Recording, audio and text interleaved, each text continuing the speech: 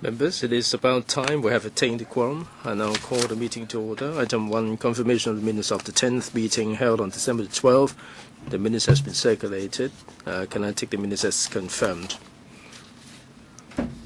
Report on meeting with the CS. I've got nothing to report. Business arising from previous council meetings. Legal Service Division report on bill referred to the House Committee in accordance with Rule 54.4. Legal advisor, please. Chairman, please refer to paper LS 23. This is Stamp Duty Amendment Bill 2014. The purpose is to amend the stamp duty ordinance to waive stamp duty payable on the transfer of shares or units of exchange-traded funds, to give effect to the proposal in the budget 2014-15. Members are in support in principle, although they raised some concerns. The Legal Service Division has some technical issues to clarify with the administration. We're still awaiting a reply. Members might wish to consider whether Bills Committee should be formed. BC? No need. Right, next, Legal Service Division report on subsidiary legislation gazetted on December 12th and tabled in Council on December 17th. Legal advisor, please. Chairman, thank you. Regarding the bill, I mentioned we will report to members further pending the administration's reply. The next one is LS 21. Designation of Libraries, Amendment Number 2, Order 2014.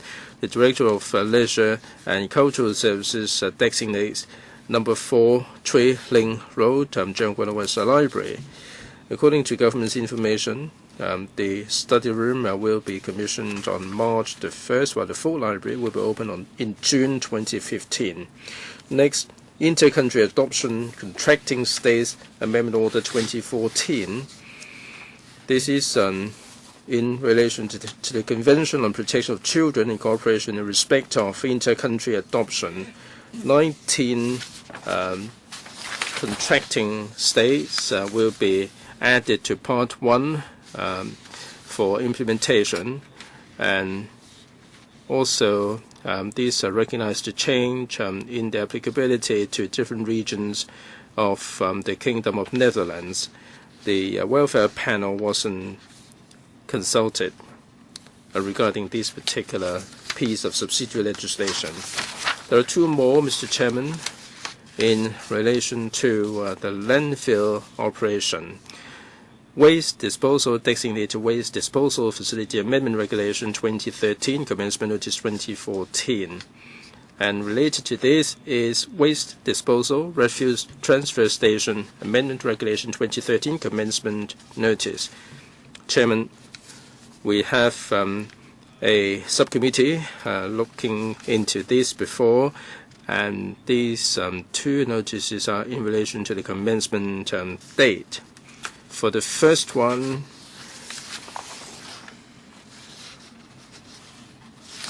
regarding the waste disposal facility, the RCV, will need to be retrofitted. It will go into effect on 1st of April and next year.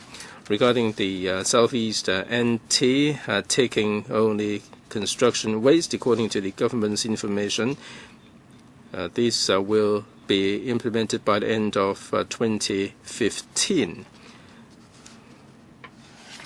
And that's the reason why the order was partially implemented for Part 2, 1st of March, and next year will be the commencement date.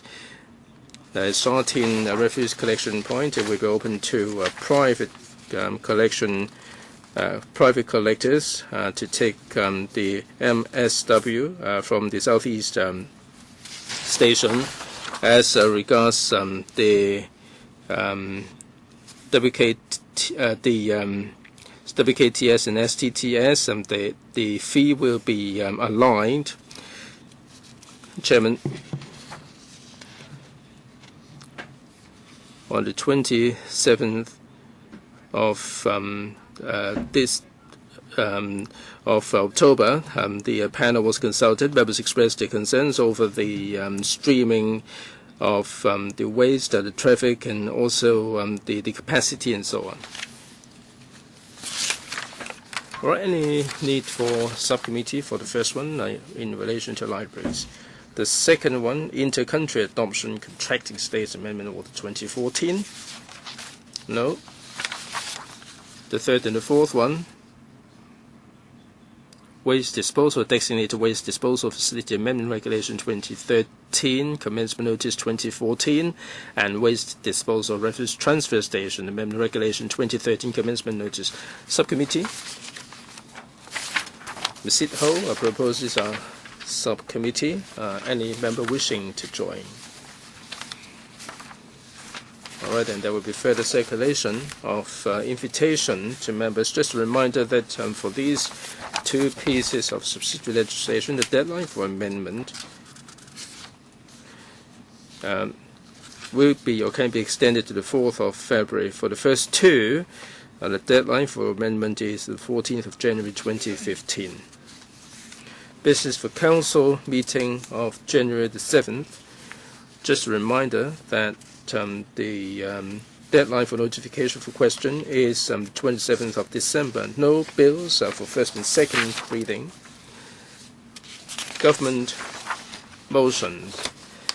Proposed resolution under Section 87(2) of the Disability Discrimination Ordinance Cap 487 to be moved by the SLW. Legal advisor. Chairman, please, members, refer to LS 22.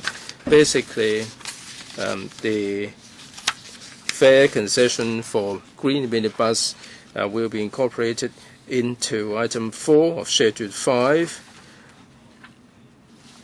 So that the arrangement will not be in contravention of the disability ordinance. The government explained the details to the Elderly Commission, and also the government explained this to the Welfare Service Panel in November, and no objection was raised. We have looked at the order, and there were no drafting or legal problems. Right? Do you see the need for a subcommittee?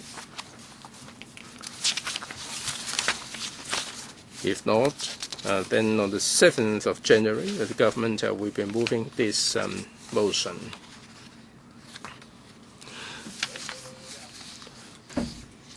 There are two motions. Mr. Jeffrey Lam's motion on upward mobility, and also CTS 4 will be transferred to the 7th of January because they have not been completed at today's meeting. There is a list of subsidiary legislation. The deadline, please, if you wish to speak, please notify the Secretary on the 29th. Report of Bills Committee and Subcommittee's report of the Subcommittee on Dangerous Dogs Regulation Exemption Amendment Notice 2014 and Rabies TNR Program Exemption Notice. Ms. Claudia Mo. Chairman, the purpose of these two notices is to implement the TNR, Trap and Neuter and Release on Changtao and Taitung. The government will be launching a 3-year TNR experimental program to ascertain whether this program is going to be the solution to the stray dog problem and also the all the nuisances concerned. Now, regarding this TNR, members expressed different concerns, like how will the authority deal with the complaints regarding stray dogs, and also the assessment or evaluation of this effectiveness of the program. The committee does not object to the notices, so we will make no amendment. All the details or the deliberations are set out in the report.